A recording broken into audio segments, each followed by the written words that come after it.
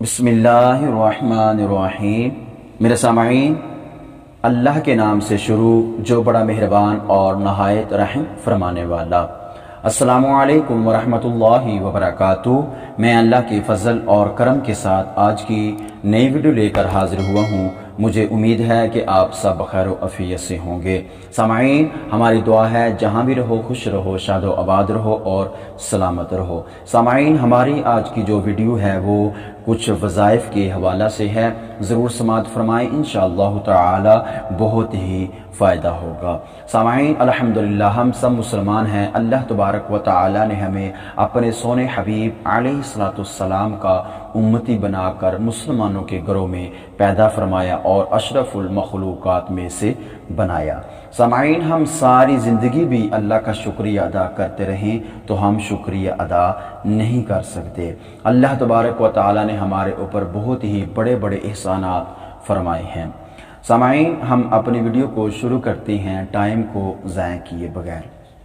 تو سامعین، سب سے پہلے جو وظیفہ ہے اس کی شرائط سماعت فرما لیں تاکہ ہمارے لیے فائدہ بھی ہو سکے۔ ویسے ہم ساری زندگی بھی وظیفہ کرتے رہیں تو ہمیں کوئی اس کا فائدہ نہیں ہو سکتا، نہ ہی وہ ہمارے لیے کوئی بینیفٹ ہوگا، کیونکہ شرائط جو ہیں یہ ضروری ہیں۔ تو شرائط سماعت فرما لیں تاکہ ہمارے لیے فائدہ ہو سکے۔ سب سے پہلے صغیرہ اور کبیرہ گناہوں سے اپنے آپ کو محفوظ رکھنا ہے، چھوٹے اور بڑے گناہوں سے اپنے آپ کو دور رکھنا ہے۔ نمبر 2، قرآن مجید کی تلاوت بلا ناغہ کرنی ہے۔ صبح کریں، اگر صبح نہیں کر سکتے تو دوپہر کو کریں، اگر دوپہر کو بھی نہیں کر سکتے تو شام کو کریں۔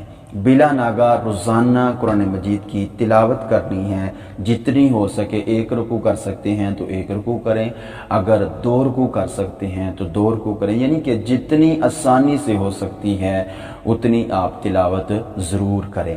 نمبر 3، 5 وقت نماز ادا کرنی ہے۔ نماز کی چھٹی نہیں کرنی، نماز کا ناغہ نہیں کرنا، 5 وقت نماز پابندی کے ساتھ ادا کرنی ہے۔ اور نمبر 4، چوتھے نمبر پر آتا ہے وظیفہ۔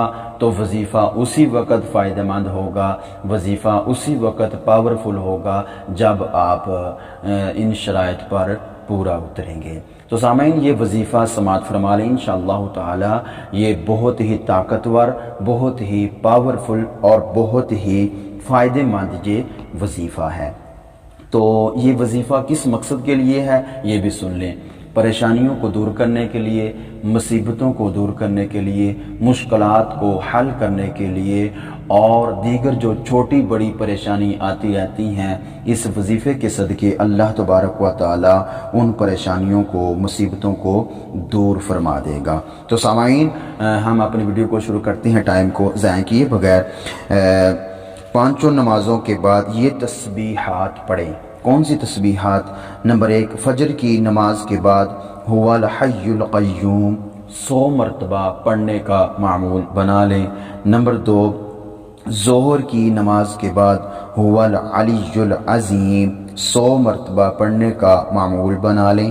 نمبر 3، عصر کی نماز کے بعد هو الرحمن الرحیم 100 مرتبہ پڑھنے کا معمول بنا لیں۔ نمبر 4، مغرب کی نماز کے بعد هو الغفور الرحیم 100 مرتبہ پڑھنے کا معمول بنا لیں۔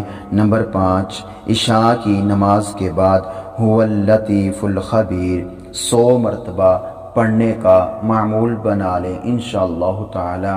جو پریشانی ہیں، تنگ دستی ہیں، مشکلیں ہیں اور دیگر جو چھوٹی بڑی آپ کو پریشانی آتی رہتی ہیں، اللہ تبارک و تعالی ان تسبیحات کے صدقے سے دور فرما دے گا۔ سامعین، یہ ہماری آج کی ویڈیو تھی وظائف کے حوالہ سے۔